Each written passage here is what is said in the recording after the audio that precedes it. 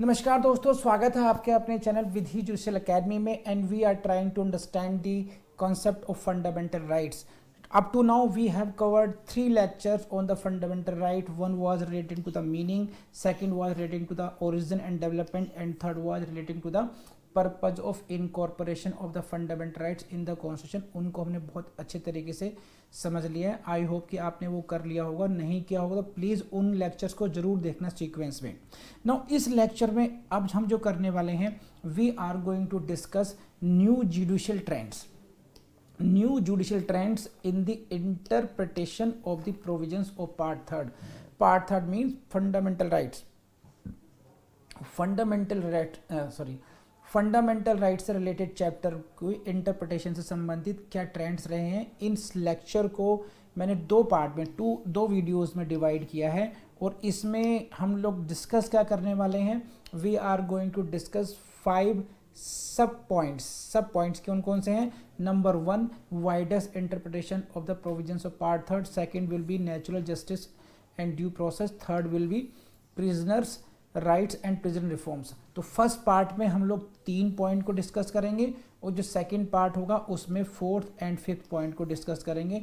Expanding role of habeas corpus and human rights jurisprudence को discuss करेंगे. तो ये जो टॉपिक होंगे, ये दोनों लेक्चर जो होंगे, 2 लेक्चर ये हो गए न्यू जुडिशियल ट्रेंड्स पे, पार्ट 1 एंड पार्ट 2, और इससे पहले के 3 लेक्चर. तो ये 5 लेक्चर्स हो गए टोटलिटी में. और ये जो पांचों के पांचों जो लेक्चर्स हैं बहुत इंपॉर्टेंट है आपके अंडरस्टैंडिंग के लिए. तो आपसे मेरी रिक्वेस्ट यही है कि आप इनको सीक्वेंस में देखना. फंडामेंटल राइट्स आपके माइंड में फिक्स हो जाएंगे फिर बहुत हमेशा के लिए, अगर आप ऐसा कर पाए तो. So now let's start the class. So let's start the now next segment. Now what we are going to discuss, जो आज की क्लास में डिस्कस करने वाले हैं हम लोग. This part is very important for your prelims. First of all, how it is important? That there you will see few very important statements which were given by the honorable judges of the Supreme Court regarding the interpretation of the fundamental rights. मूलभूत अधिकारों के interpretation से संबंधित कुछ बहुत अति महत्वपूर्ण आपको वाक्य मिलेंगे, केस लॉज मिलेंगे, और कुछ आएंगे you will see few concepts, new trends.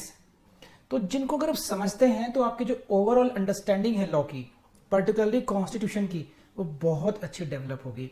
और साथ ही साथ you will try to you will enjoy that कि जो सुप्रीम कोर्ट के जजेस हैं वो कैसा सोचते हैं, वो कैसे इंटरप्रेट करते हैं चीज़ों को. तो ये बहुत ब्यूटीफुल टॉपिक है आज का और मुझे लगता है बड़ा इंटरेस्ट भी आना चाहिए आपको. और एग्जाम के पॉइंट से क्या ध्यान रखेंगे कि एक एक वर्ड को बहुत अच्छी तरह समझना है, क्योंकि यहीं से आप एक्सप्लेन करने की कला भी समझेंगे इस तरीके से कि किस किस तरीके से सुप्रीम कोर्ट चीज़ों को एक्सप्लेन करती है, कैसे कैसे with the changing of time supreme court के व्यूज़ चेंज हो जाते हैं, और जो फंडामेंटल राइट्स हैं हमारे लिए दिए गए हैं उनकी क्या वैल्यू है, ये भी आपको बहुत अच्छी तरह समझ में आएगी. मेंस में शायद आपसे नहीं पूछेंगे, लेकिन इंटरव्यू के लिए बहुत इंपॉर्टेंट है.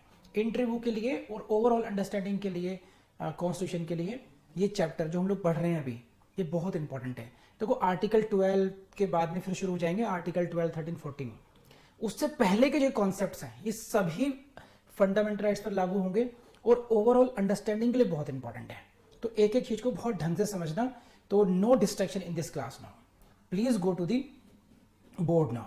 What is this? We are going to discuss new judicial trend in interpretation of the provisions of part 3rd. जो संविधान का पार्ट 3rd है उसके जो प्रोविजंस हैं उसमें जुडिशियल ट्रेंड्स क्या हैं वो समझना है हम लोगों ने. And first in this category is what the widest interpretation of the provisions of part 3rd. इसको समझते हैं. केस का नाम है Menaka Gandhi versus union of India 1978. Supreme court ने क्या कहा था इस केस में? सुप्रीम कोर्ट ने कहा कि provisions of part 3rd should be given widest, ध्यान से पढ़िएगा, widest possible interpretation. इसी को समझते हैं बस हम लोग. तो यहां से बात शुरू होती है. In the case of Maneka Gandhi, honourable supreme court held that the provisions of part 3rd shall be given widest possible interpretation. Widest मतलब जितनी विस्तृत हो सकती है, मैक्सिमम विस्तृत जितनी हो सकती है, एक्सटेंड कर सकते हैं आप, उस प्रकार से इंटरप्रिटेशन कीजिए। जो ये आर्टिकल्स पढ़ेंगे आप लोग, राइट टू इक्वालिटी पढ़ेंगे, राइट टू लाइफ पढ़ेंगे आर्टिकल 21 में, राइट टू फ्रीडम्स पढ़ेंगे आप लोग आर्टिकल 19 में, right to freedom of religion पढ़ेंगे 25 में। ये जो है फंडामेंटल राइट्स के प्रोविजंस हैं। जब इनकी हम व्याख्या करेंगे तो there can be two ways of the interpretation. दो तरीके हो सकते हैं इंटरप्रेट करने के। पहला तरीका क्या है कि हम नैरो इंटरप्रिटेशन करें, वर्बैटम करें, जो शब्द है उसी को शब्दशः बस उसको संकुचित स्तर में समझें। और एक दूसरा है वृहद स्तर पर, यानी कि वाइडेस्ट पॉसिबल, यानी कि उसको मैक्सिमम दायरा बढ़ाया जाए। तो इसका एग्जांपल मैं देता हूं आपको। जैसे अगर आप जाएंगे अपने बेरेक्ट ओपन कीजिए and please go to article 21 पे जाइए। This is what fundamental right to life and personal liberty. Did you get it? मिला आपको? Right to life and personal liberty. तो they are using the word life, Hindi में बोलता हूं उसको आपको। प्राण व दैहिक स्वतंत्रता, प्राण व दैहिक स्वतंत्रता का अधिकार। प्राण का तो समझते हैं लाइफ। अब देखो लाइफ का जो मीनिंग है जीवन है ना, तो उसके दो तरीके हो सकते हैं डिफाइन करने के कि this right gives you, article 21 gives you right to life. It means what कि ये आपको जीवित रहने का अधिकार देता है, यानी कि ब्रीदिंग एक्टिविटी का। Okay, your right to life and personal liberty can not be taken away by the state except by the procedure established by law. अगर आपके प्राण हरने हैं, अगर किसी की ब्रीदिंग एक्टिविटी को जीरो करना है, उसको मृत करना है, तो वो एक ही तरीके से किया जा सकता है। एक लॉ होना चाहिए और that law must prescribe A procedure. एक लॉ होगा, एक कानून होगा, वो एक प्रक्रिया को विहित करेगा और उस प्रोसीजर को फॉलो करके हम किसी व्यक्ति की जीवन ले सकते हैं। ये हुई एक इंटरप्रिटेशन, क्योंकि हमने एक वर्ड है लाइफ, उसको हमने बहुत नैरो इंटरप्रेट किया है। नैरो में कैसे क्या है कि वह केवल सांस लेने की बात पर है कि कोई व्यक्ति सांस ले पा रहा है तो वो जीवित है, सांस नहीं ले पा रहा है तो वो मृत है। तो हम केवल कन्फाइन कर रहे हैं उसको जीवित रहने से बस। अब एक दूसरे इंटरप्रिटेशन पर आ जाइए। हम किसकी लाइफ की बात कर रहे हैं? हम दीपक की लाइफ की बात कर रहे हैं, हम जतिन की लाइफ की बात कर रहे हैं, हम अभय की बात कर रहे हैं, हम ह्यूमन बीइंग की लाइफ की बात कर रहे हैं। तो there should be difference between the life of the human being and of the other creatures. जो बाकी के और जीव जंतु हैं उनके जीवन में और मानव के जीवन में कुछ अंतर होना चाहिए। यह वाइडर सोचने का तरीका। तो यहां पर फिर सुप्रीम कोर्ट ने जो टर्म को मैग्नीफाई किया, को life, this is the life of the human being. इंसान के जीवन की बात कर रहे हैं, और जब हम इंसान के जीवन की बात कर रहे होते हैं तो उसका क्या मतलब होता है कि that should be A dignified life. What I am saying, dignified life, गरिमापूर्ण जीवन, रिस्पेक्टफुल लाइफ, मीनिंगफुल लाइफ। अब लाइफ का मीनिंग चेंज हो गया यहां पर। अब ये पहले लाइफ का मीनिंग क्या था? केवल लाइफ का मीनिंग था सिर्फ और सिर्फ ब्रीदिंग एक्टिविटी, बस जीवित रहना है नहीं रहना। आप क्या करते हैं? मीनिंगफुल लाइफ, यानी कि right under section 21 is about the meaningful life, is about the dignified life of a human being. अब इसका अंतर क्या हुआ कि now what ever makes your life meaningful is your fundamental right. जिस वजह से भी आपकी लाइफ अर्थपूर्ण होती है, जिस वजह से भी जिन जिन कारकों की वजह से आपकी लाइफ गरिमापूर्ण होती है, वो सभी राइट्स आपको एज ए फंडामेंटल राइट प्राप्त होने चाहिए। तो ये हुआ डिफरेंस नैरो इंटरप्रिटेशन का और वाइड इंटरप्रिटेशन का। हम किसी शब्द की व्याख्या कितनी विस्तृत कर सकते हैं और कितनी छोटी भी कर सकते हैं। ये जो वर्ड्स दिए हैं, this is what supreme court said, widest possible interpretation. Provisions of part 3 should be given widest possible interpretation. इन्हीं को दूसरे शब्दों में समझिए कैसे कहा इन्होंने। भगवती सर ने क्या कहा? The correct way of interpreting the provisions of part 3 is that part 3 के प्रावधानों को कब इंटरप्रिटेशन करने का सही तरीका क्या होगा? Attempt of the court should be to expand the reach and ambit of the fundamental rights rather than to attenuate their meaning and content। अब इसको समझिए क्या है मतलब। सुप्रीम कोर्ट ने कहा, यानी कि भगवती जैसा आपका स्टेटमेंट है और ये स्टेटमेंट आपको प्लेन से पूछा जाएगा कि किसने ये बात कही, ये स्टेटमेंट किसका है। उन्होंने कहा कि if you want to interpret the provisions of fundamental right, that is the part third, what should be your efforts. आपका एफर्ट्स क्या होना चाहिए, आपके अटेम्प्ट क्या होने चाहिए।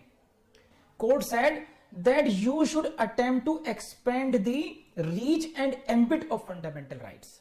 आपको मूल अधिकारों की रीच मैक्सिमम लोगों तक पहुंचे, एम्बिट उनका विस्तार होना चाहिए। यानी कि ये जो ये राइट्स हैं अधिक लोगों के लिए, सिटीजन्स के लिए हैं, ऑल पर्सन्स के लिए हैं कुछ राइट्स, वो उनके मैक्सिमम बेनिफिट्स के लिए अवेलेबल हों। तो आपको अधिकारों का, इन प्रोविजंस का जो इंटरप्रिटेशन है इस तरीके से करना चाहिए। Expand the reach, reach out मतलब आम आदमी तक पहुंचे हो। एम्बिट मतलब दायरा बढ़ाइए, ये पहले इतना दायरा है, इसको और बढ़ाइए और बढ़ाइए और बढ़ाइए। ये क्या हो रहा है, एम्बिट इज बीइंग इंक्रीज्ड। किसी भी मूल अधिकार का दायरा बढ़ाया जा रहा है। रीचिंग टू यू, ये होना चाहिए। और क्या नहीं होना चाहिए, rather than to accentuate their meaning and content.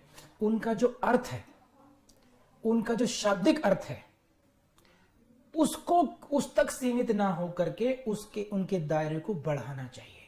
तो जैसे मैंने एग्जांपल में समझाया, लाइफ का मीनिंग अगर उसका शब्दशः मान देखा जाए तो प्राण का मतलब क्या हिंदी बोलते हैं, प्राण। तो प्राण हर लिए मतलब जीवन हर लिया, किसी को फांसी की सजा दे दी, यही हुआ प्राण हरना। अगर हम शाब्दिक उस पर जाएं, अगर उनके मीनिंग पर जाएं, वर्ड्स पर, तो उसकी इंटरप्रिटेशन हो जाएगी बहुत narrow, that is only limited to the taking life. But if you reach the ambit, if you expand the reach, if you expand the ambit, then you will glorify the life of human being। you will say no, this is the life of a human being, it must be dignified, it must be meaningful life। तो भागवती sir ने ये statement दिया। काम की बात इतनी है concept clarity के बाद में कि हु गेव दिस स्टेटमेंट, ये स्टेटमेंट आएगा पूरा आपके उसमें, and they will give you the name of the few जजेस, justice Bhagwati, justice Mudholkar, justice Vijendra, justice Jatin. तो आपको आइडेंटिफाई करना होगा। समझ में आया, वेरी गुड। तो आगे बढ़ते हैं, हम इसी में आगे बढ़ते हैं। देखिए, इन Gopalan case, this was the case in the year of 1951। Court held that article 14, 19 and 20 each article dealt with separate rights and there was no relation with each other। ये न्यू पॉइंट आ गया, सब पॉइंट है इसका, इसको समझिए अच्छी तरीके से। क्या है कि अब ट्रेंड कैसे चेंज होता है। 1951 में ए गोपालन केस, मैक्सिमम जो होगा ये शिफ्ट है। ए के गोपालन केस के समय की टाइमिंग्स की एक सुप्रीम कोर्ट का व्यू है, and now that view completely changed by Maneka Gandhi case. तो ये जो शिफ्ट दिखाते हैं बार बार की, you will see it was held in the case of A K Gopalan and then this was overruled in the case of Maneka Gandhi. इस तरीके से याद रखना है आपने। तो ये कंपेरिजन बार बार आएगा। ए के गोपालन केस में क्या बात कही गई कि जो आर्टिकल 14 है, right to equality, right to freedom, article 19, article 21 right to life हो गया, these articles dealt separate rights. ये जो अनुच्छेद हैं ये विभिन्न अलग अलग मूल अधिकारों को डील करते हैं, and there is no relation with each other. इन तीनों में आपस में कोई अंतर नहीं है। These deal with the separate rights. This is 14, this is 19 and this is 21। There is no relationship between them। कोई रिलेशनशिप नहीं है। This was the view of the Supreme Court in the case of A.K. Gopalan। You got it?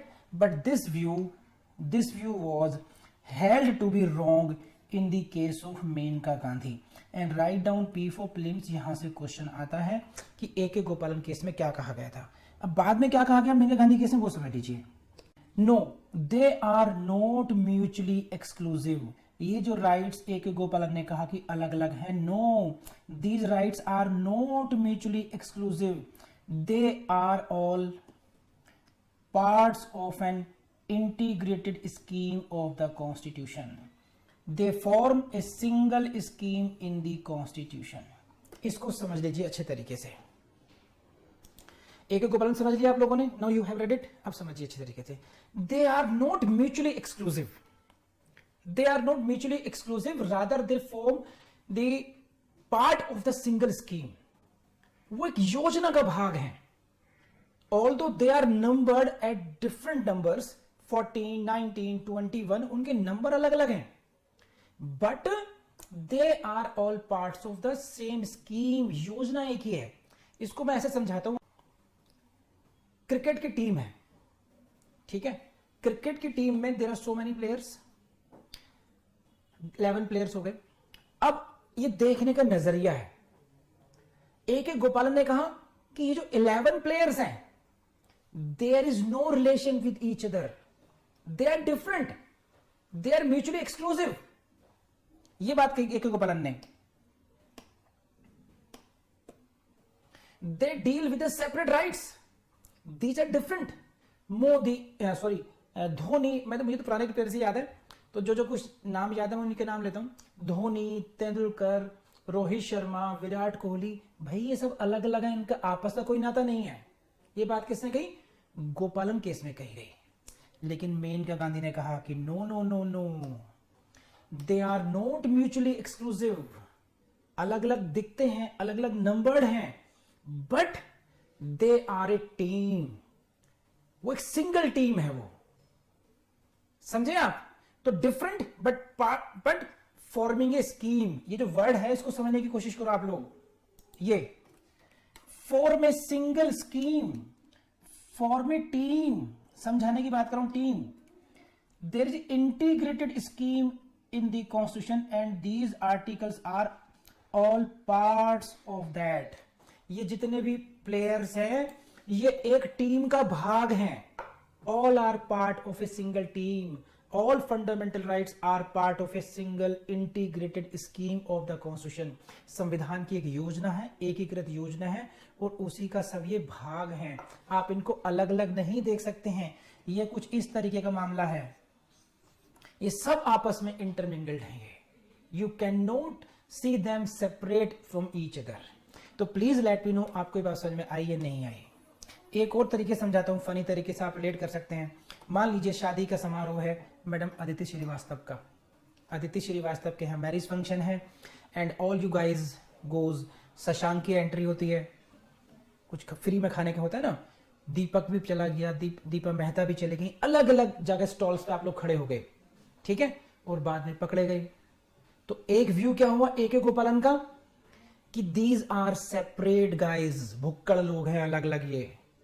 लेकिन मेनका गांधी में आए लोग, समझदार लोग आए, कह रहे ना ना ना ना ना, ये अलग नहीं है, ये सब मिले जुले हैं, बस योजनाबद्ध तरीके से अलग अलग स्टॉल्स पे दिखाई दे रहे हैं आपको। कोई 40 नंबर पे दिखाई दे रहा है, कोई 19 पे दिखाई दे रहा है, कोई 21 पे दिखाई दे रहा है, लेकिन these are all part of the single scheme. एक स्कीम है, एक योजना है, उसी का सब भाग है ये लोग। क्लियर? आगे बढ़ते हैं फिर। जस्टिस बेग का स्टेटमेंट है and it is very important for your exams, please keep it in mind this. What said by the justice Beg? Justice Beg in his judgment said what? Their waters must mix. This statement is very important. Their waters must mix to constitute that grand flow of unimpeded and impartial justice. समझे इस बात को? इन्होंने ऐसे कुछ समझाने की कोशिश की मेटाफर में, like this, कि this is what source of water article 14, similarly is the article 19, and similar is the article 21, and so on. Water is there, water is flowing, their water must mix, their waters must mix to constitute that grand flow of unimpeded and impartial justice. तो इन्होंने इस justice bag ने इस तरीके से इसको समझाने की कोशिश की है। They have compared these different articles, different fundamental rights with streams of waters. इन्होंने पानी के जो झरने हैं, पानी की नदियां हैं, स्ट्रीम्स हैं, उनसे मिक्स कर, उनसे कंपैरिजन करके समझाया कि इन सभी नदियों को एक साथ जुड़ना होगा, इनके पानी को एक साथ मिलना होगा ताकि एक great source of water create हो। That is what, grand flow of what, justice, न्याय का एक बड़ा स्रोत हो। कैसा हो, कैसा न्याय, कैसा होना चाहिए, इम्पार्शियल जस्टिस। कैसा जस्टिस होना चाहिए, अनइम्पेडेड, निर्बाध न्याय, कोई रोक टोक नहीं होनी चाहिए, इम्पार्शियल होना चाहिए, मनमाना नहीं होना चाहिए, किसी के पक्ष में झुका हुआ ना हो, ऐसा न्याय। तो इसलिए कहा कि अगर आपको ऐसा न्याय करना है, इम्पार्शियल जस्टिस करना है, उस वृहद स्तर पर सोचना है अगर, तो these all are should be treated as the part of the single integrated scheme. You can not see them in isolation. तो आई बिलीव आपको समझ में आया होगा। और उसी की बात को आगे बढ़ाया जस्टिस बेग ने किन शब्दों में, इन शब्दों में, देखो, isolation of various aspects of human freedom. इसी को समझते हैं पहले। Various aspects of human freedom, कि for are these, you are giving right to freedom 19, you are giving right to equality 14, you are giving right to life 21। ये क्या है, ये जो अधिकार दे रहे हो भाई, आप किसको दे रहे हो, ये अदिति को अधिकार दे रहे हो आप, ये अभय को दे रहे हो अधिकार, ये किसी एक इंसान को दे रहे हो ना, कि जाओ अजय, तुम्हें अभय राइट, तुम्हें राइट टू इक्वलिटी मिला, समानता का अधिकार होगा, राइट ऑफ फ्रीडम होगा, स्वतंत्रता का अधिकार होगा, तुम्हें प्राण एवं दैहिक स्वतंत्रता का अधिकार होगा, right to life and personal liberty होगा। किसको दे रहे हो, सभी को दे रहे हो, अभय को भी दे रहे हो आप, ये है ना। तो नाउ एक ही व्यक्ति को आप डिफरेंट राइट्स दे रहे हो। ये सभी जो राइट्स हैं, basically you can say, please read it carefully, these are various aspects of human freedom, various aspects of human freedom और नॉट, वेदर इट इज 14, 19 और 21। ये सभी अधिकार ह्यूमन बीइंग की स्वतंत्रता के अलग अलग पक्ष हैं, अलग अलग पक्ष हैं। स्वतंत्रता हुई, समानता हुई, है ना, जीवन का अधिकार हुआ, ये सभी विभिन्न पक्ष हैं, लेकिन ह्यूमन बीइंग से ही रिलेटेड है। एक ही व्यक्ति को आप दे रहे हो। इनका आइसोलेशन मींस इनको आइसोलेट करके देखना, अलग अलग करके देखना। Why? कि we will protect them for the purpose of protection. So whether this isolation is worthy to continue, whether it is realistic, whether it is beneficial, answer is no. Such kind of isolation is neither realistic nor beneficial. ना तो ये realistic है, ना ही ये beneficial, लाभकारी है। समझे? तो ये जो आप आइसोलेट करके देख रहे हैं, एक इंसान को दिए जाने वाले अधिकारों को आप अलग अलग करके देखेंगे, तो वो रियलिस्टिक नहीं हो सकता, वो उसके लिए भी लाभकारी नहीं है। ये तो जो पर्पज है, the very purpose will be defeated. किसने कही बात ये? बेग साहब ने की। वो defeat the objects of such protection. आप क्यों दे रहे हो अधिकार? ये आपने फंडामेंटल राइट का चैप्टर इनकॉर्पोरेट किया to protect certain rights of the citizens, लेकिन if you see them in isolation, the very purpose of protection of these rights will be frustrated. So this was explained in his own words by Mr. Beg, and now you can be asked a question in your prelims, who said this? So these words should be kept by you in mind so that you would be able in your exam कि no, these are the words of Mr. Beg. तो water इसमें होगा, technique क्या है? Technique समझा देता हूं। आपको पूरा का पूरा स्टेटमेंट रटने की जरूरत नहीं है, केवल हल्की सी लाइन पकड़ लीजिए, क्योंकि प्रीलिम्स में सॉल्व करना है। देयर वाटर्स मस्ट मिक्स, बस मिस्टर बेग, है ना, देयर वाटर्स मस्ट मिक्स, यहां से हो गया। इतनी बात याद रख लेंगे तो याद हो जाएगा आपको।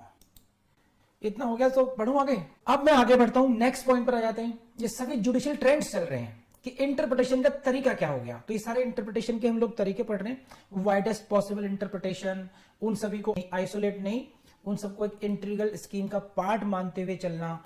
और नेक्स्ट पॉइंट है, ये समझ लीजिए, to be a fundamental right, next important point, to be a fundamental right it is not necessary that the right must be specifically mentioned in a particular article.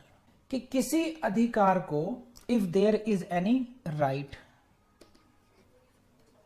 No it should be considered as fundamental right. इस purpose के लिए whether it is necessary that it should be given any number between 12 to 35, this is the part 3rd of the constitution. क्या किसी अधिकार को मूल अधिकार की श्रेणी में आने के लिए उसको कोई संख्या दिया जाना आवश्यक है? Answer is no, it is not necessary. कैसे मैं समझाता हूं इसको, है क्या मामला ये? It is not necessary. एक है हमारे दीपक बाबू। दीपक बाबू ने कहा कि I want to go abroad now, मुझे दुनिया घूमनी है, बहुत थक गया पढ़ते पढ़ते, जीवन व्यर्थ हो गया बस अब, ठीक है, बट मेरे पास पासपोर्ट नहीं है। तो गए वो शशांक शेखर के पास कि भाई मेरा पासपोर्ट बनवा दो। पासपोर्ट अप्लाई कर दिया गया। अब पासपोर्ट को डिनाई किया जा रहा है, the passport is not being given to. अब क्या करें भाई, पासपोर्ट नहीं दे रही है सरकार। कैसे नहीं देगी, तुम्हारा अधिकार बनता है ये। तो कौन सा अधिकार बनता है? अरे ये तुम्हारा फंडामेंटल राइट है। Now Shashank is saying to Deepak that to visit abroad is your fundamental right. विदेश जाने का अधिकार तुम्हारा मूलभूत अधिकार है, और लाओ मेरी फीस दो। दीपक ने देखा बेयर एक्ट, कौन से आर्टिकल में ये फंडामेंटल राइट है? कि क्या वकील साहब आप मुझे मूर्ख बना रहे हो? 12, 13, 14 से लेकर सारे मैंने आर्टिकल पढ़ डाले, कहीं पर भी right to visit abroad fundamental right नहीं है। कैसी बात कर रहे हैं आप? उसी तरीके से मैं देख रहा हूं कि right to sleep is not mention everywhere, कहीं भी लिखा हुआ नहीं है। राइट टू एजुकेशन, चलो अब आ गया। राइट टू क्लीन एनवायरमेंट कहीं भी लिखा हुआ नहीं है। फ्री लीगल एड कहीं लिखा हुआ नहीं है। स्पीडी ट्रायल कहीं लिखा हुआ नहीं है। तो बहुत सारे राइट्स हैं जो लिखे हुए नहीं है, बट आप कह रहे हो कि ये फंडामेंटल राइट्स हैं। How it is so? What is the law in that regard? आपको क्वेश्चन समझ आया नहीं आया है? जो क्वेश्चन मैंने रेज करने की कोशिश की है, आपके माइंड में डालने की कोशिश की है, समझ में आया आपको कि there are so many rights which are not mentioned in your bare act, still they can be considered to be the fundamental right. So is it necessary that every right should be mentioned against a number? Answer is no. Read it again. To be a fundamental right, it is not necessary. ये आवश्यक नहीं है। क्या? The right must be specifically mentioned in a particular article. किसी विशेष अनुच्छेद में उसका वर्णन हो, ऐसा आवश्यक नहीं है। Then what is required? It may be a fundamental right if it is so. What? If it is an integral part of a named fundamental right. Please note down these lines and try to understand what I am saying. Named fundamental right means any fundamental right which has been mentioned in the articles. जो articles 14, 19, 21, 25, 28, 29, 30 ये जो अधिकार दिए गए हैं, मूल अधिकार दिए गए, ये कौन से? नेम्ड फंडामेंटल राइट्स हैं। जैसे आर्टिकल 14 में क्या हो गया? Right to equality is the named fundamental right. Article 21 में क्या हो गया? आर्टिकल 21 में क्या हुआ? ये हुआ right to life is your named fundamental right. तो नाउ इंटरप्रिटेशन सुप्रीम कोर्ट की ये है कि इफ एनी राइट, अगर कोई अधिकार, if any right is an integral part, अभिन्न हिस्सा हो, यदि कोई अधिकार किसी नेम्ड फंडामेंटल राइट का अभिन्न हिस्सा हो, तो क्योंकि वो किसी अधिकार का अभिन्न हिस्सा बन चुका है, तो भले ही उसको मेंशन नहीं किया गया है वहां पर, वो भी फंडामेंटल राइट कहलाएगा, वो भी मूल अधिकार होगा। बोलो हाँ है ना? अब जैसे मैं आपको समझाता हूं इंटीग्रल पार्ट का क्या मतलब है। Article 21 gives you right to life. Article 21 gives you right to life. अब मुझे बताइए, राइट टू क्लीन एनवायरमेंट, प्रदूषण मुक्त वातावरण, अधिकार है आपका। तो क्या यह अधिकार राइट टू लाइफ का इंटीग्रल पार्ट है या नहीं? अभिन्न भाग माना जाना चाहिए, नहीं माना जाना चाहिए? क्योंकि राइट टू लाइफ अपने आप में कर्टेल हो जाएगा if the environment is polluted. तो on that basis right to clean environment should be considered as the fundamental right of article 21। जो आर्टिकल 21 के अंतर्गत उसको एक अलग मूल अधिकार माना जाना चाहिए। क्यों? क्योंकि वो जीवन के अधिकार का इंटीग्रल पार्ट, अभिन्न भाग हो चुका है। Right to clean environment, because it is the integral part of the right to life, therefore it should also be considered as the fundamental right, though it is not so mentioned under article 21 or anywhere in the part 3rd। तो इतनी सी बात समझ में आनी चाहिए आपको। और second क्या है? or it partakes same basic nature and character as that of fundamental right, named fundamental right। जो फंडामेंटल राइट दिए गए हैं, अगर किसी अधिकार की प्रकृति, चरित्र उसी प्रकार का है, सेम नेचर का है, तब भी हम उसको फंडामेंटल राइट कहेंगे, भले ही वो किसी भी संख्या में नहीं दिया गया हो। तो ये क्वेश्चन आपसे प्रीलिम्स में आ जाता है कि इज इट नेसेसरी कि किसी भी राइट को फंडामेंटल राइट होने के लिए उसको किसी आर्टिकल में मेंशन हो। Answer is no. तो when can a right be considered as fundamental though it is not so mentioned in the bare act? The answer is before you and I have explained you. I believe कि आपको समझ में आया होगा। अब integral part को हम कब कहेंगे उसको समझाने की कोशिश की है। देखिए, every activity which facilitates the exercise of the named fundamental right may be considered as integral part of that right and hence a fundamental right। समझिए, एक बार दोबारा पढ़ लीजिए, रिपीटेडली पढ़ना चाहिए हम लोग को अच्छी तरह समझने के लिए। एवरी एक्टिविटी, ऐसी प्रत्येक एक्टिविटी, कैसी, which facilitates the exercise of named fundamental right, जो कि नेम्ड फंडामेंटल राइट समझते हैं आप लोग, जैसे right to freedom of speech and expression, है ना, freedom of speech and expression, वाक्य एवं अभिव्यक्ति की स्वतंत्रता। यस, तो वो एक नेम्ड फंडामेंटल राइट है। तो ये बता रहे हैं कि इंटीग्रल पार्ट कब कहा जाए, व्हेन कैन यू से कि whether a right is the integral part of that right और नॉट। हम कब कह सकते हैं कि कोई अधिकार किसी दिए गए मूल अधिकार का इंटीग्रल पार्ट है, कब कह सकते हैं? तो उसका एक टेस्ट है, if it facilitates the exercise of the named fundamental right. दिए गए मूल अधिकारों को एक्सरसाइज मतलब उनको यूज करने के लिए यदि उसको सुकर करता है, आसान करता है, तो हम कहेंगे कि यह अधिकार भी मूल अधिकार है। कैसे, मैं समझाता हूं। एक article 19 clause 1 sub clause A, freedom of speech and expression हो गया। नाउ इसी के साथ आपको क्या अधिकार मिला, क्या स्वतंत्रता मिली कि आपकी ये फ्रीडम होगी कि आप अपने को जैसे चाहे अभिव्यक्त कर सकते हैं। You can express your self, you can express your opinion, but how can you express without knowing? जब तक आपको पता ही नहीं होगा, नॉलेज ही नहीं होगी, how can you express yourself? तो whether the circulation of the newspapers, getting newspapers, publication of newspapers should be considered as fundamental right or not? लिखा हुआ नहीं है न्यूज़पेपर्स के बारे में, लेकिन भाई how can I express my self? Right to education, जब तक मैं वेल एजुकेटेड नहीं होऊंगा, how would I be able to express my self?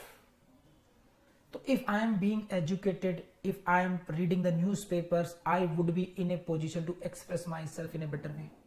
It means reading newspaper, getting proper education will facilitate the exercise of my named fundamental right, that is freedom of speech and expression.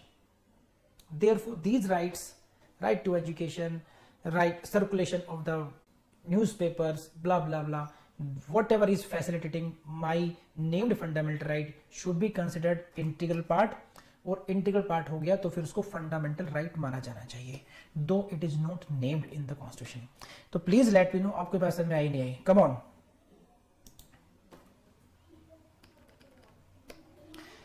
For example, right to travel abroad, speedy trial, free legal aid, protection of prisoners in jail from degrading and inhuman treatment, though not specifically mentioned in fundamental rights but are fundamental right under article 21।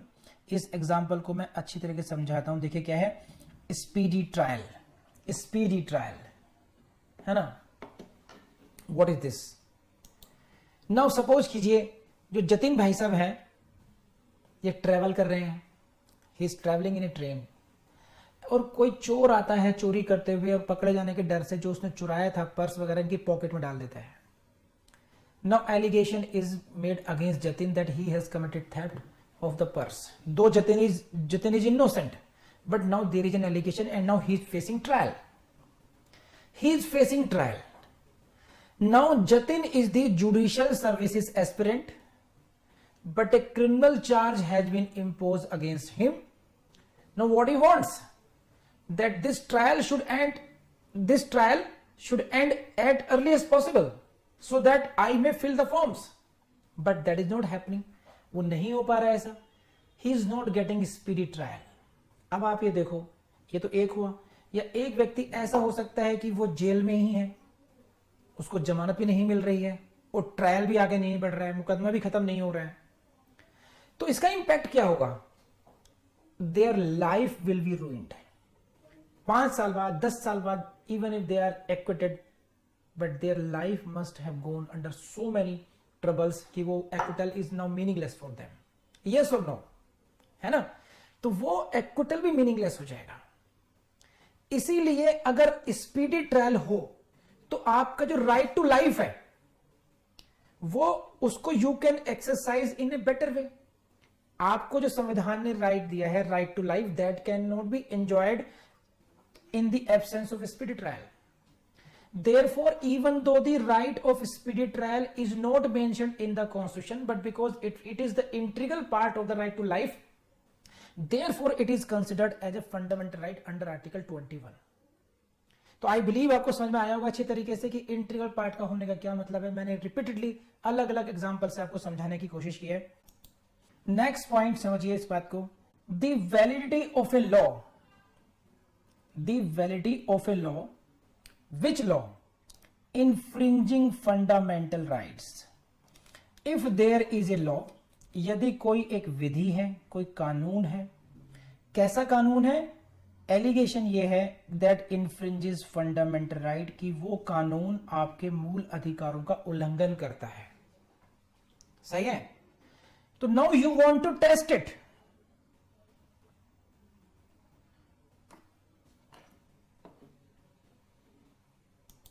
You want to test it whether this law is infringing your fundamental right or not.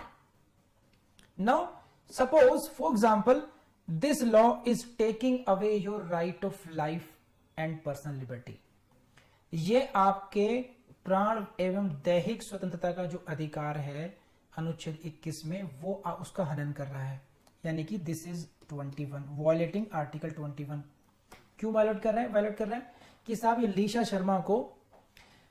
Sharma को बिना कुछ समझाए, बिना grounds of arrest बताए हुए, बिना parents को inform करे उठा करके ले गए और अब पता नहीं रहे कहां है Leesha Sharma. Now this is the serious infringement of her fundamental right to life and personal liberty. You got it? Now this is being challenged in the court. Parents of Leesha Sharma approach high court. High court पहुंच गए. उन्होंने कहा जनाब हमारी एक बेटी है, उसका नाम है लीशा शर्मा. बहुत अच्छी बात है. कह रहे जी पुलिस वाले आए कि बहुत अच्छी बात है. कह रहे उसको उठा करके ले गए. ओहो, क्यों उठा कर ले गए? कह रहे ये नहीं पता जी. पुलिस वालों को नोटिस कर दिया गया. एसपी साहब सामने आ गए. कह रहे हाँ ले गए थे.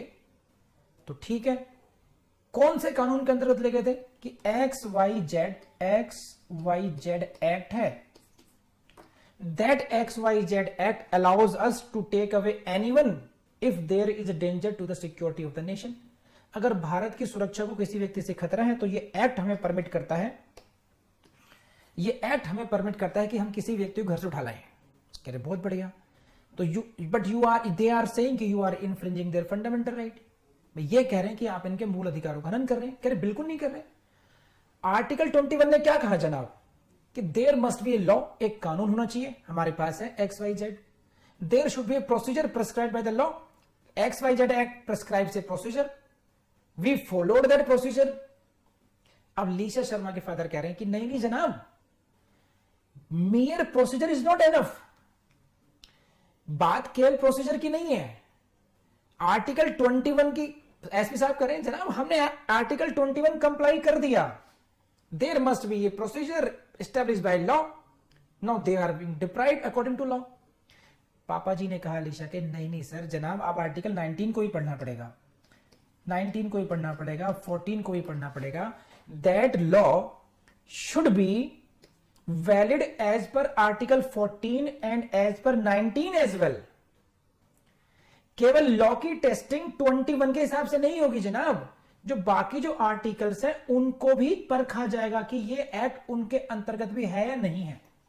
एसपी साहब ने कहा कि नो नो नो, ये जो XYZ एक्ट है, XYZ एक्ट है, ये है ही 21 के अंतर्गत, तो validity of this act can be challenge only under article 21।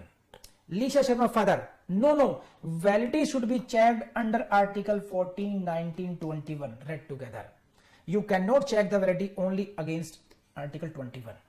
Article 14 कहता है कि there should be you should follow the principles of natural justice. Article 19 कहता है कि only reasonable restrictions can be imposed. तो जो प्रोसीजर है that should be fair procedure. You cannot say कि कोई भी प्रोसीजर होगा। तो अब यहां पर है लीगल डिबेट। अब मुझे बताइए ये क्वेश्चन कहानी से समझ में आया नहीं आया? Leesha Sharma, come on, Jatin, Deepak, everyone. तो what is the law in that regard? The validity of a law can be judged, कौन सा law? Infringing fundamental rights, not only with reference to the particular article, for example 21, under which such a law is enacted, but also with reference to other articles 14 and 19. तो लीशा शर्मा के father के जो arguments हैं उनको माना जाएगा कि this should not be judged only as per the article 21 but it also should be judged at the standards of article 14 and 19 as well. बोलो हाँ या ना? गोपालन के केस में कहा गया था जस्ट अपोजिट। गोपालन के केस में कहा गया था कि the validity of A deprivation law enacted under article 21 could not be tested under article 19। Deprivation law का क्या मतलब होता है? डेप्रीवेशन लॉ का मतलब है कि any law which is depriving you of your life और पर्सनल लिबर्टी। ऐसा कोई भी कानून जो आपको आपके लाइफ या पर्सनल लिबर्टी से डिप्राइव करता हो उसे हम बोलते हैं डेप्रीवेशन लॉ। बंधक बना के रखना, प्रिवेंटिव डिटेंशन का लॉ हो गया। तो इन्होंने गोपालन के केस में सुप्रीम कोर्ट ने कहा था कि नो, अगर कोई आर्टिकल 21 के अंतर्गत एक्ट बनाया गया है, डेप्रीवेशन लॉ है, तो that can be tested only under the article 21।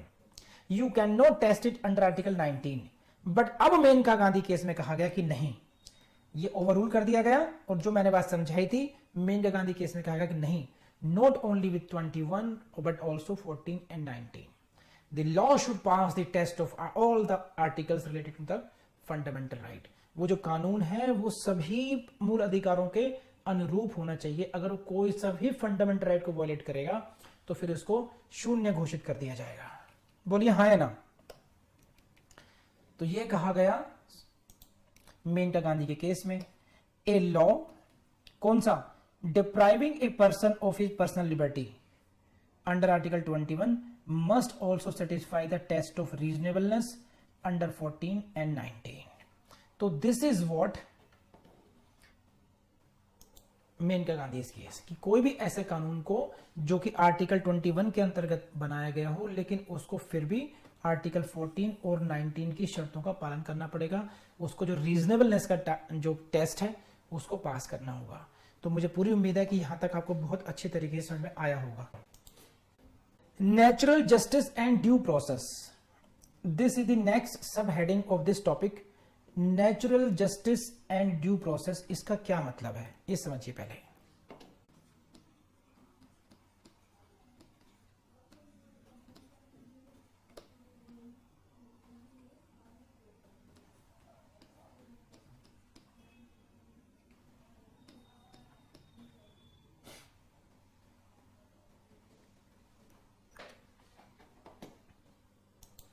देखिए, बहुत अच्छे तरीके से समझने की कोशिश कीजिएगा। Again I would take you to article 21। Article 21 that is right to life and personal liberty. No person shall be deprived of his life और personal liberty except as the procedure established by the law. यानी कि किसी भी व्यक्ति को उसके प्राण एवं दैहिक स्वतंत्रता से वंचित नहीं किया जाएगा। ये आपका आर्टिकल 21 हो गया। कब वंचित किया जा सकता है, उसकी शर्त उन्होंने लगा दी आर्टिकल 21 में कि there should be a procedure, that procedure should be established by law. It means there are two requirements, there must be a law, this law must prescribe a procedure, and if you follow that procedure and thereafter take away the personal liberty and thereafter take away the life of someone, that should not be considered as violation of article 21।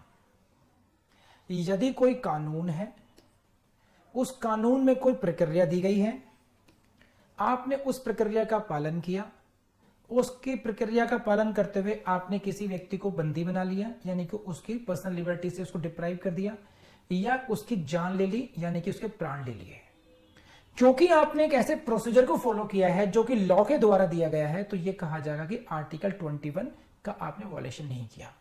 यह है literal interpretation of the article 21। Article 21 की यह होगी शब्दशः व्याख्या। अब एक दूसरी बात आ जाइए अब कि भैया ये जो प्रोसीजर है, it must follow the principles of natural justice. ये नैसर्गिक न्याय के जो नैसर्गिक न्याय के जो सिद्धांत हैं, प्रिंसिपल्स ऑफ नेचुरल जस्टिस, उनको भी फॉलो करता होना चाहिए। केवल प्रोसीजर आवश्यक नहीं है, वो प्रोसीजर रीजनेबल भी होना चाहिए, वो प्रोसीजर फेयर भी होना चाहिए, वो न्यायप्रिय भी होना चाहिए।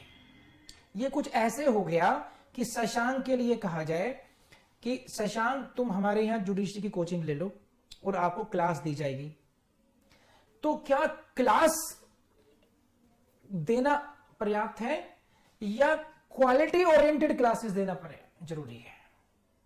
अब हमने कहा कि हमने तो प्रॉमिस क्लास का किया था, क्लास हम करवा रहे हैं, देखो फैकल्टी पढ़ा रही है। कह रहे नहीं, यहां पर क्लास का मतलब है क्वालिटी क्लासेस, गुणवत्तापूर्ण कक्षाएं, जिससे जुडिशरी का सिलेक्शन हो। ऐसे नहीं कि कुछ भी लॉ पढ़ा दो कॉलेज की तरह से। दोनों में अंतर समझ रहे हो? ऐसे ही एक हुआ प्रोसीजर एस्टेब्लिश बाय लॉ, एक हुआ प्रोसेस जिसको हम बोलते हैं ड्यू प्रोसेस, सम्यक प्रक्रिया, जस्ट फेयर एंड रीजनेबल। ऐसा प्रोसीजर जो न्यायप्रिय हो, जो जस्ट हो, जो फेयर हो, जो युक्ति युक्त हो, जो रीजनेबल हो। ये इन डिबेट को समझ पा रहे हैं आप लोग कि तो then what is the legal position, whether do we need the only the procedure, क्या हमें केवल एक प्रक्रिया की आवश्यकता है, या वो प्रक्रिया कैसी हो, ड्यू प्रोसेस हो, रीजनेबल हो, फेयर हो, जस्ट हो। तो ये जो टर्म है due process, this term has been used in the constitution of America, USA. और वहां पर इसको ड्यू प्रोसेस का मतलब है कि एक जो प्रक्रिया है, केवल प्रक्रिया नहीं होना चाहिए, वो जस्ट फेयर एंड रीजनेबल भी होनी चाहिए। केवल ये नहीं कि हमने रास्ता बता दिया कि आएंगे, इसको सबके सामने खड़ा कर देंगे, इस पर टेप लगा देंगे, दिखा देंगे, फोटो बंद कर देंगे। No, you should give him the ample opportunity to defend. उसको पूरा मौका दो कि वो डिफेंड कर पाए अपने आप को, वो अपने आप को डिफेंड कर पाए अच्छे तरीके से। Principles of natural justice follow कीजिए। उसके विरुद्ध अगर कोई कार्रवाई चला रहे हैं आप, तो उसको पूरी पूरी अपॉर्चुनिटी दीजिए कि वो अपने को प्रॉपर तरीके से एक्सप्लेन कर पाए। उस प्रोसीजर को हम बोलेंगे ड्यू प्रोसेस, उस प्रोसेस को हम बोलेंगे रीजनल प्रोसेस। तो इसी रेफरेंस में क्या शिफ्ट हुई है, जुडिशरी की अप्रोच क्या रही है, आ जाइए इसमें। ये रही अप्रोच। मेनका गांधी के केस में कहा गया कि द प्रोसीजर, कौन सा procedure, depriving a person of his life और personal liberty must be just fair and reasonable. This is P for prelims. In which case it was held? This was held in the case of Maneka Gandhi. कि ये जो प्रक्रिया है ये कैसी होनी चाहिए, ये जस्ट होनी चाहिए। ये कैसी होनी चाहिए, फेयर होनी चाहिए। कैसा होना चाहिए, रीजनेबल होना चाहिए। तो वहां पर भले ही क्या लिखा हो, procedure establish by law, but this should be just fair and reasonable. Maneka Gandhi case में कहा कि नहीं नहीं नहीं, only there should be a procedure there should be a law, there should be a procedure and that's enough. लेकिन मेनका गांधी ने कहा कि नो, एड ऑन कर लीजिए, the process must be just fair and reasonable. ठीक है, तो ये हुआ मेनका गांधी का केस। ये एक शिफ्ट बताई मैंने आपको, फिर अगेन और आगे पढ़ाते हैं थोड़ा सा आपको। द प्रोसीजर, कौन सी प्रक्रिया, प्रोसीजर कौन सा, depriving a person of his life और पर्सनल लिबर्टी, किसी व्यक्ति के आर्टिकल 21 के जो अधिकार है उसको हनन करने वाला जो प्रोसीजर है, कैसा होना चाहिए, must satisfy the requirement of natural justice. Very important है। तो क्वेश्चन यही आता है कि whether natural justice are the part of 21 और not. Answer is yes. Natural justice का मतलब ये है, there are 3 principles of natural justice, audi alteram partem, hear the opposite party, hear the party against whom you are taking any action, है ना। No one shall be, दूसरा हो गया, justice should not only be done but it must be seen to be done. No one shall be जज in his own cause. ठीक है, तो ये 3 प्रिंसिपल्स हो गए।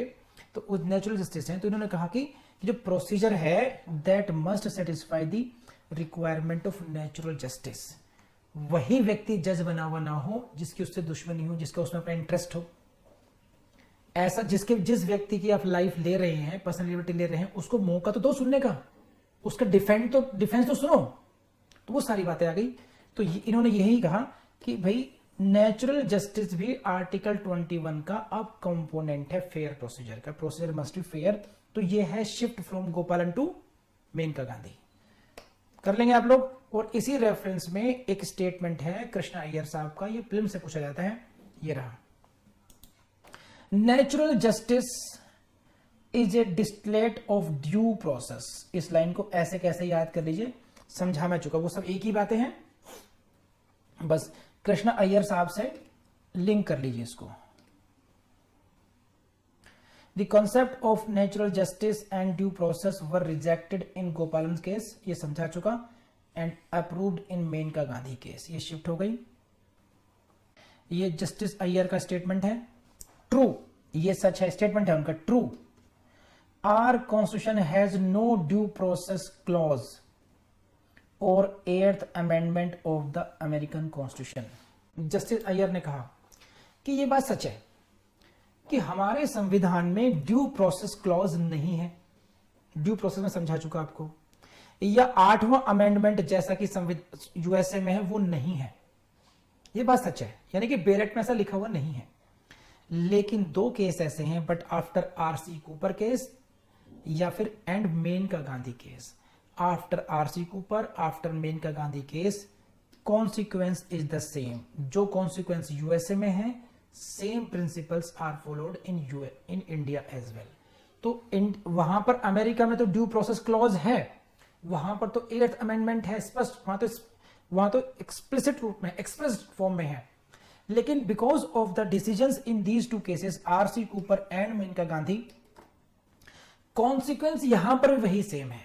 और क्या कॉन्सिक्वेंस है, वो यही रहा आपके सामने, कि the procedure must be just fair and reasonable. ये जो प्रक्रिया है वो जस्ट फेयर एंड रीजनेबल होनी चाहिए। तो प्लीज लेट मी नो आपको बात समझ में आई या नहीं आई। तो मैंने आपको कई पॉइंट समझाए हैं अभी तक इस क्लास में, which are related to the interpretation of the provisions of the fundamental right, की शिफ्ट कैसे हुई है एक गोपालन से लेकर के मेनका गांधी केस में। Prisoners right and prison reforms, इसके बारे में बात कर लेते हैं। देखिए, नाउ सुप्रीम कोर्ट ने जो लिबरल इंटरप्रिटेशन दी है, और पर्टिकुलरली आर्टिकल 21, जो उसका स्कोप वाइडन किया है, विस्तृत किया है, तो उन्होंने इसको आर्टिकल 21 को देखो क्या किया। जैसे मान लीजिए, डोंट टेक इट पर्सनली, आप में से 2-3 लोगों को जेल भेज दिया गया और वहां पर हो रहा है टॉर्चर, तो supreme court came to rescue of that. क्या कहा पहले उसको समझिए। देखो, ये इस लाइन को समझना, convicts are also human beings. जो सजा याफ्ता लोग हैं, जिनको कन्विक्शन हुआ है, वो भी इंसान हैं अनटिल दे आर हैंग्ड, जब तक उनको हैंग ना कर दिया जाए। They are entitled to live in jail as human beings and not as slaves. कि निशा मैडम समझ रही हैं आप कि जो लोग जिनको कन्विक्शन हो गया है, जेल में सजा काट रहे हैं, भाई वो भी इंसान है। जब तक उनको सजाए मौत ना मिल जाए या जिस तरीके से भी उनका पनिशमेंट पूरा ना हो जाए, उनको पूरा अधिकार है कि वहां पर जेल में वो इंसानों की तरह से रहें। उनको दास की तरह से नहीं रखा जा सकता। They can not be treated as slaves. समझे आप? तो यही बात है जो मैं शुरू में समझा रहा था कि वाइडेस्ट पॉसिबल इंटरप्रिटेशन। यहां पर हम लाइफ की बात कर रहे हैं भाई। लाइफ किसकी? ह्यूमन बीइंग की। Just because someone has been convicted, केवल इसलिए कि किसी को किसी अपराध के लिए सजा मिली है, कन्विक्शन मिला है, वो ऐसा नहीं कि इंसान नहीं रह गया। इंसान की तरह से ट्रीट करेंगे आप। बारबेरस ट्रीटमेंट विद प्रिजनर्स, अमानवीय व्यवहार करना जेल में बंद कैदियों के साथ, इज ए कॉन्स्टिट्यूशनल प्रोहिबिशन। इस पर संवैधानिक प्रोहिबिशन है, प्रतिषेध है, निषेध है। It means you can not subject to barbarous treatment to the prisoners because they are also human beings, they are also citizens of the nation, they are also entitled to the fundamental right. Article 21 जितना हमें तुम्हें मिल रहा है उतना ही article 21 इन prisoners को भी मिलना चाहिए। इसीलिए सुप्रीम कोर्ट ने 21 का यूज किया। आर्टिकल 21 के अंतर्गत क्या किया? The protection of article 21 will be available for safeguarding the fundamental rights of the prisoners and for effecting prison reforms. Jail सुधार को लागू करने के लिए आर्टिकल 21 का यूज किया गया। It has been held that, ये कहा गया क्या? solitary confinement, एकांत कारावास, हैंड कफिंग, हथकड़ी डालना, हार्श लेबर, बहुत ज्यादा मेहनत करवाना, डिग्रेडिंग जॉब्स, अमानवीय कार्य करवाना, ऐसे जो पनिशमेंट हैं, if they are given without judicial approval, बिना न्यायिक सहमति के दिए जा रहे हैं, then these will violate the mandate of article 21। अगर ऐसा हो रहा है तब फिर यह माना जाएगा कि आर्टिकल 21 का उल्लंघन हुआ। You can not put someone in solitary confinement without our permission. पहले जुडिशरी का बोल लीजिए कि इसको सोलिटरी कन्फाइनमेंट में रखना है, इसको हथकड़ियां लेके घुमाना है, हथकड़ियों में घुमाना है, you should follow some procedure for that. This is what this was held. And speedy trial, free legal aid to poor prisoners, जो गरीब लोग हैं, जेल में बंद हैं, उनका ये अधिकार है स्पीडी ट्रायल कि उनका केस जल्दी खत्म हो, उनको फ्री लीगल एड मिले। तो ये उनका कॉन्स्टिट्यूशनल अधिकार है, ये उनका संवैधानिक अधिकार है। उन पर कोई आप मर्सी नहीं कर रहे हो as a state. That does not depend upon the mercy of the state. ये राज्य की दया पर निर्भर नहीं है। प्रिजनर्स का, गरीबों का फ्री लीगल एड का जो अधिकार है वो किसी की मर्सी पर, किसी की दया दृष्टि पर निर्भर नहीं करेगा। ये क्या है? ये है उनका कॉन्स्टिट्यूशनल राइट, ये उनका संवैधानिक अधिकार है। तो देखो ये कितनी ब्यूटीफुल, कितनी वाइड इंटरप्रिटेशन की गई है फंडामेंटल राइट्स के प्रोविजंस की। तो जो पहली लाइन थी आपको शायद अब अच्छी तरीके से ज्यादा समझ में आए, वो जो लाइन थी ये widest interpretation of the provisions of the part third के जो प्रोविजंस हैं उनको विस्तृत से विस्तृत उनका निर्वचन किया जाए, व्याख्या की जाए, सो दैट सभी को, मैक्सिमम लोगों को मैक्सिमम बेनिफिट दिए जा सके, so that they can live dignified life. तो मुझे ऐसा लगता है यहां तक मैं आपको अच्छा तरह समझा पाया हूँ। तो दोस्तों मुझे पूरी उम्मीद है कि ये जुडिशियल ट्रेंड्स वाला जो लेक्चर है आपको पसंद आया होगा। और इस चैप्टर में हम लोग कवर कर चुके हैं इन 3 हेडिंग्स को, वाइडेस्ट इंटरप्रिटेशन, नेचुरल जस्टिस और प्रिजन रिफॉर्म्स को कर चुके हैं। एंड अब इससे नेक्स्ट लेक्चर में हम लोग करेंगे expanding role of habeas corpus और ह्यूमन राइट्स जूरिस्प्रूडेंस को। इन लेक्चर्स को बहुत अच्छे तरीके से देखिएगा, नोट्स जरूर आप ले रहे होंगे, पूरी उम्मीद है कि, वरना आप ध्यान रखना आपको जो नोट्स हैं वो आपको डिस्क्रिप्शन बॉक्स में मिल जाएंगे, लिंक मिल जाएगा, वहाँ से डाउनलोड कर लीजिएगा और हर एक बात को समझ करके, लिख करके, नोट्स लिख करके आगे बढ़िएगा। With this let's end this lecture and now move to the next lecture.